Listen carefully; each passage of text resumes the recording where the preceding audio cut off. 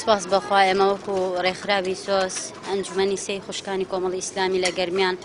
هەستین بە سازدانی یان دروستکردنی ئێوارەخوانێک بۆ خوشکە بەڕێزانە.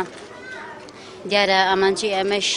لەو ئێوارەخوانە ئەوەیە کە سونەتی پێغەمبەری خوا صلی الله علیه وسلم زیندوو بکەینەوە کە ڕۆژوان بەیەکۆ ڕۆژوو بشکێنەیان کەسێک بۆ کەسێکی تر خورمایەکی پێبدا چەنێ ئەجری هەیە بێجگەوە چەنێ لە ئەجرەکەی ئەویش کەم نابێتەوە.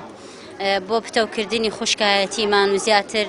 لە یەک نزیک بوونمان چونکە ڕەمەزانە و دنیا گەرمە خوشکان کەمتر لە ماڵ دەرئەچین کەمتر توانای ئەوانەیە بە ڕۆژایەک ببینن بۆیە بە فرسەتمان زان لە ئێوارەخوانێکا کۆ بووینەوە لەسەر یەک سفرە وەکو یەک خێزان. هەروەها من جێخۆیەتی لێرەوە سوپاسی مەڵبەندی شەشی گەرمیان بکەم کە هاوکاریەکی زۆر باشان کردین و سوپاسی ڕێکخراوی سۆز ئەکەین کە توانیان ئەو کۆمەک و هاوکاریە کۆ بکەن و کە ئێمە بتوانین خوانێکی پێ دروستکەین